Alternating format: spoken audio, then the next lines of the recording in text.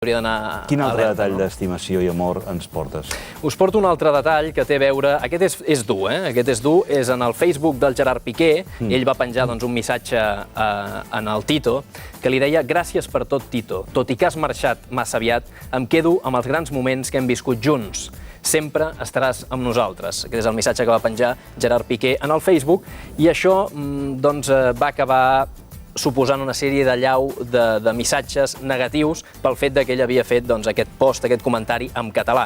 Hem parlat en aquesta secció del tema aquesta animadversió amb el català que a vegades hi ha a la resta d'Espanya. N'agafaré alguns, però n'hi ha moltíssims. L'Eric Hernández li diu: este tío es tonto, como si no hubiera aficionados del Barça españoles. Gilipollas, li diu. La María Lugo: si lo pusieras en español lo entenderíamos todos los culés, no que como lo has puesto en catalán solo lo entienden los catalanes.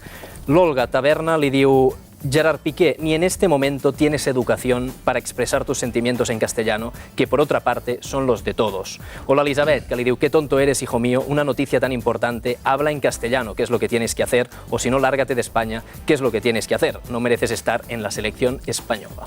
Alguns dels comentaris en el Facebook. Has estat molt condescendent, alguns eren bastant més durillos, Sí, però tampoc cal passar-se. Aquests són els més suaus. El panorama de friquis de la xarxa social té unes quotes que superen constantment. Sí, però és veritat que no podem agafar i dir que tota Espanya, la resta d'Espanya, pensa d'aquesta manera amb el català i que, evidentment, estem parlant d'un Facebook, de xarxes socials i, a més, de futbol, que també amb el tema del futbol sabem el que hi ha. Però bé, el tema de l'animadversió amb la llengua catalana, doncs... I en concret Gerard Piqué té un grup d'antifans terrible, ja t'ho dic jo, perquè ell i la seva esposa, la seva dona, la Shakira,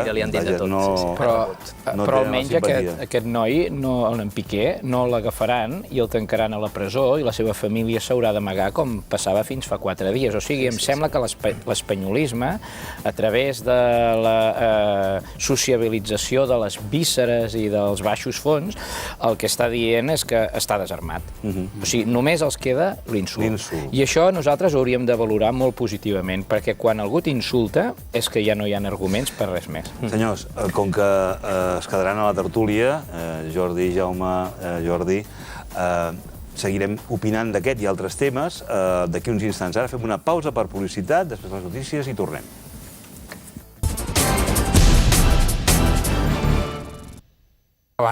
Jordi. Sí, a mi no m'ha estranyat sentir-lo i l'he estat sentint atentament i recordava que a començament dels anys 90 ell feia escarni ben fet, en classe, d'unes paraules de l'Àngel Colom que volia un estat propi, amb una moneda pròpia, i que els aeroports i els trens fossin gestionats des de Catalunya. Bé, i després ha dit sí, és a dir... No, perfecte. Jo el que vull dir, doncs, que la societat canvia i els grans polítics saben llegir els inputs i el batec de la societat, i ell, d'alguna manera, també ho ha fet. No sé si com a persona, com a intel·lectual o com a polític, perquè els polítics en classe van tombant a mesura que va tombant l'onada. Són com uns grans mestres del windsurf. I a mi això em sembla que l'actitud de Nadal està clar, és ell centrar el discurs, ser centre d'atenció, dir per no dir per continuar en el discurs. Però també és veritat que, si agafem una mica de perspectiva, el PSC ha quedat una mica en fora de joc, perquè quan el debat a la Catalunya era dretes-esquerres, el PSC triava, remenava i escollia la millor cirereta, no? Però quan el debat ha estat llibertat sí, llibertat no, a mi no m'agrada dir això de procés sobiranista, no? Els pobles o som lliures o no ho som, no? Abans deien que ja érem lliures i cada dia ens autodeterminàvem anant a comprar el pa. Bé, doncs ara el debat és independència sí, independència no, i jo trobo que s'han quedat sense discurs. I no només s'han quedat sense discurs des del punt de vista sobiranista, sinó que han adoptat el discurs del PSOE, que, curiosament, és un discurs federalista, però que ell també ha dit molt bé, és un discurs que arriba tard. Jo penso que la gent que articula discursos a la contra es debaten sols, no? Un discurs ha de ser fruit d'una vivència, d'un raonament, d'una experiència, d'una sèrie de teoritzacions, i si tu ets federalista i volies un estat federal, l'hauries d'haver volgut a l'any 80. Voler un estat federal per aturar la llibertat de Catalunya em sembla una maniobra una mica reprovable, una mica, no? Però comprensible des de la teoria política. Però em sembla que han quedat amb una mà davant i una mà darrere fruit de les seves mateixes inèrcies.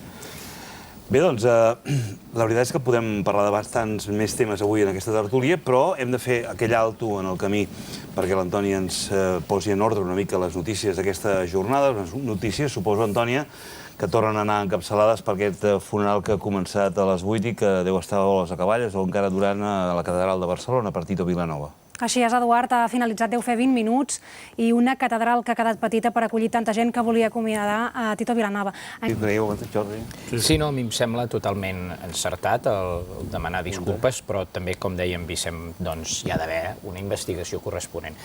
També m'agradaria treure una certa pressió dels cossos, perquè de violència n'hi ha en tots els àmbits de la societat, i intentar criminalitzar els Mossos d'Esquadra també em sembla pervers, no? O sigui que, com tothom, potser sí que hi ha hagut 2, 3, 5 Mossos que s'han excedit en el compliment de les seves tasques. Bé, doncs això que s'investigui i que es jutgi oportunament. Però jo segueixo pensant que el monopoli de la violència el continua tenint l'Estat, el continua tenint altres membres de l'Estat, la justícia. Hi ha lleis injustes i que produeixen molta violència. Els ministres també amb les seves declaracions. O sigui, hauríem d'entendre com la violència s'exerceix i que si una part d'aquesta violència l'exerceixin els Mossos, tinguessin prou amplesa o amplitud de mires per deixar-lo en el seu lloc corresponent. Hi ha hagut un crim o uns crims o uns accidents, el que sigui això, la justícia ho investiga. Us teniu... Estem en veritat. Nosaltres a l'illa de Robinson tenim entrevistes, fem aquesta tertúlia i d'altres, actualitat, notícies del dia, però també hem preparat una sèrie de seccions. Algunes ja les hem vist avui, per exemple, la de l'Igor Llongueras, Espanya en estima, el comentari editorial d'en Vicent Sanchis. I ara ens anem a una secció que ha preparat amb molta delicadesa el nostre company Andreu Mas del Punt avui. Ell ha volgut trobar antecedents que d'alguna manera li posin títol a aquesta secció. I l'ha titulat Cat escaldat.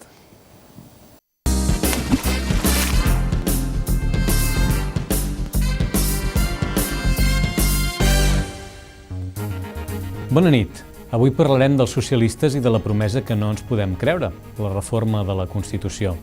El secretari general del PSOE, Alfredo Pérez Rubalcaba, es va reunir el dilluns 21 d'abril, que era festiu a Catalunya, però en canvi laborable a Madrid, amb el primer secretari dels socialistes catalans, Pere Navarro. L'objectiu era elaborar una estratègia comuna en vista a les pròximes eleccions europees del 25 de maig. Des del socialisme espanyol i català ens anuncien que un cop hagi passat aquesta data, arribarà el moment de donar una empenta a la reforma constitucional. Els socialistes preveuen portar al Congrés dels Diputats una iniciativa parlamentari on s'abordi la reforma d'això. Petita però intocable, la Constitució espanyola. El que volen fer és convertir Espanya en un estat federal. El curiós és que cada cop que des de Catalunya intentem fer un pas, anar més enllà en el camp de l'autodeterminació i de la llibertat del nostre país, s'anuncia per part dels socialistes una reforma de la Constitució que finalment no es produeix. El 2010 ja en parlaven i no la van arribar a portar a la pràctica. Aquell any era president del govern català José Montilla. Després de la sentència del Tribunal Constitucional, que havia fet passar per l'adreçador l'Estatut de Catalunya, fent-li una quantiosa i importantíssima retallada, el president de Catalunya va anunciar que els socialistes modificarien la Constitució per fer-hi entrar tot allò que amb la retallada del TC havia quedat a fora. Les paraules, però, en aquest cas se les van portar al vent. No era la primera vegada que els socialistes espanyols prometien a Catalunya una reforma de la Constitució, una promesa que no havien complert. En el programa electoral del PSOE, amb el qual van aconseguir arribar a presidència del govern amb José Luis Rodríguez Zapatero l'any 2004, es contemplava la reforma de la Constitució en dos àmbits. El primer era la reforma de la llei sàlica, que no permet que una dona pugui arribar a la presidència del govern. La segona era una reforma en l'àmbit federal, precisament per aconseguir que hi hagués un encaix millor de Catalunya dins d'Espanya. Aquella reforma de la Constitució que s'havia de fer, segons el programa electoral del PSOE, el 2004, a partir del 2004, incloïa, entre altres coses, la modificació del Senat per convertir-la en una autèntica cambra de representació territorial. Com s'ha vist, han passat 10 anys i res d'allò s'ha fet. Com deia l'escriptor espanyol Francisco de Quevedo, ningú ofereix tant com aquell que no està disposat a complir.